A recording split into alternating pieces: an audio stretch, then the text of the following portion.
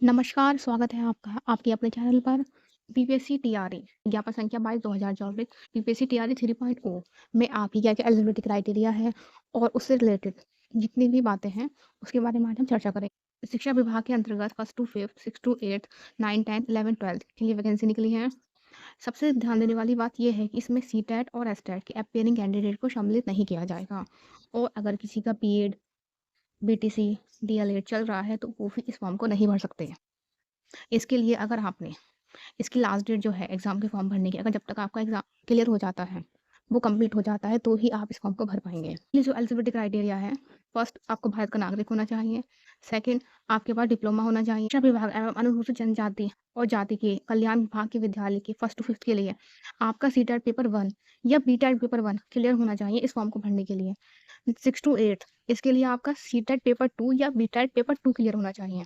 जबकि जो 9 to 10th है माध्यमिक विद्यालय, इनके लिए आपका एसटेट पेपर 1 क्लियर होना चाहिए। जो भी कर्मचारी 2012 से पूर्व नियुक्त एवं कार्यरत शिक्षक हैं, जो दक्षता परीक्षा उत्तीर्ण होंगे, वे शिक्षक पात्रता परीक्षा में उत्तीर्ण अनिवार्य नहीं होगी। जो 1st टू 5th है, उसके लिए एलिजिबिलिटी क्राइटेरिया प्राइमरी के लिए आपके पास 50% मार्क्स से आपने 12th कर रखा हो और आपने प्रारंभिक शिक्षा में द्वितीय वर्ष डिप्लोमा कर रखा हो, जो कि डीएलएड, बीएलएड किसी भी नाम से हो सकता है। आपने 12th और डिप्लोमा कर रखा हो।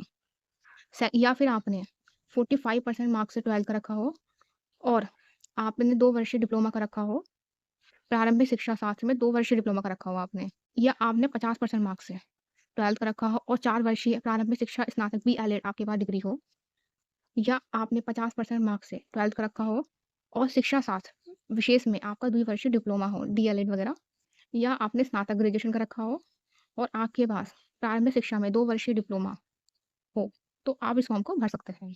परंतु कक्षा 1st टू 5th के लिए विद्यालय अध्यापक के मूल कोटि के पद पर नियुक्ति हेतु शैक्षणिक एवं प्रशासनिक योग्यता में अनुसूचित जाति, अनुसूचित जनजाति, अत्यंत पिछड़ा वर्ग एवं दिव्यांग अभ्यर्थी को न्यूनतम निर्धारित अर्हता के 5% की छूट दी जाएगी। वो किस तरह से दी जाएगी? जैसे कि आप ये मान लीजिए आपको 50% 12th में चाहिए, तो जो अनुसूचित जाति, जनजाति के होंगे, उनको 45% अगर उनके 12th में है, तो वो भी इस फॉर्म को भर पाएँगे। तो यहाँ आपको 40% चाहिए, अगर उनके 40% है, तो वो भी इस फॉर्म को भर पाएँगे। नेक्स्ट है कि सबसे इम्पोर्टेंट बात है, जिसमें स्टूडेंट को डाउट है कि एनआईओएस वाले इस फॉर्म को भर पाएँगे या नहीं। तो उन्होंने साफ कर दिया है कि शिक्षा विभाग बिहार के पत्रांक 2223 दिनांक 7/12/2023 के आलोक में एनआईओएस द्वारा प्रदत्त 18 महीने के डीएलएड की उपाधि मान्य नहीं होगी अब। तो जो एनआईओएस वाले डीएलएड है 1.5 साल का, उसकी अब मान्यता खत्म कर दी गई है। नेक्स्ट है 6 टू 8 विद्यालयों के लिए आपके लिए शैक्षणिक एवं प्रशैक्षणिक अर्हता क्या-क्या होंगी? फर्स्ट आपने ग्रेजुएशन कर रखा हो और आपके पास 2 वर्षीय डिप्लोमा डीएलएड, वीएलएड ये हो। सेकंड आपने 50% मार्क्स से ग्रेजुएशन कर रखा हो या पोस्ट ग्रेजुएशन कर रखा हो एंड बीएड की आपके पास डिग्री हो। थर्ड आपने 45% मार्क्स से ग्रेजुएशन कर रखा हो और शिक्षा शास्त्र में 1 वर्ष में स्नातक बीएड कर रखा हो आपने। नेक्स्ट है आपने 50% मार्क्स से 12th कर रखा हो और 4 वर्षीय बीएलएड कर रखा हो। नेक्स्ट है आपने 50% मार्क्स से 12th कर रखा हो और 4 वर्षीय आपके पास बीए, बीएससीएड, बीएड, बीएसएड हो। नेक्स्ट है आपने 50% मार्क्स से 12th कर रखा हो और शिक्षा विशेष में 1 वर्षीय आपने बीएड कर रखा हो। नेक्स्ट है 55% मार्क्स से आपने समकक्ष ग्रेड के साथ पीजी कर रखी हो और 3 वर्षीय एकीकृत आपके पास बीएड और एमएड हो। नेक्स्ट एलिजिबिलिटी क्राइटेरिया है कि आपने 50% मार्क्स से बीएससीएड कर रखा हो, प्रारंभिक शिक्षा में 2 वर्षीय डिप्लोमा हो, जिसे बीएड, बीएड विशेष। नेक्स्ट है राष्ट्रीय अध्यापक शिक्षा परिषद, इंजीनियरिंग के स्नातक तथा बीएड कर रखा हो आपने। नेक्स्ट आपने बीएससी कर रखी हो बायोटेक्नोलॉजी से या बीएससी इलेक्ट्रॉनिक कर रखी हो और आपने बीएड कर रखा हो साथ में। 6 टू 8 के सामाजिक विज्ञान विषय के विद्यालय अध्यापक के लिए स्नातक स्तर पर आपने ग्रेजुएशन में इतिहास, भूगोल, राजनीति शास्त्र, दर्शन शास्त्र, अर्थशास्त्र, वाणिज्य, मनोविज्ञान, समाजशास्त्र एवं गृह विज्ञान में कोई 2 विषय स्नातक स्तर पर पठित हो, तो आप इस फॉर्म को भर सकते हैं 6 टू 8 वाले। तो इसमें दे रखा है वाणिज्य वाले भी। तो जो कॉमर्स वाले होंगे, वो भी इस फॉर्म को भर पाएँगे। अधिकतर कैंडिडेट के पास वाणिज्य और अर्थशास्त्र 2 विषय मिल ही जाते हैं उन्हें। 6 टू 8 के गणित एवं विज्ञान, इसमें भी आप देख सकते हैं 2 विषय पठित होने चाहिए इन सब में से। इसमें भी 6 टू 8 में भी जो 18 महीने वाला होगा डीएलएड, एनआईओएस वाला, वो मान्य नहीं होगा।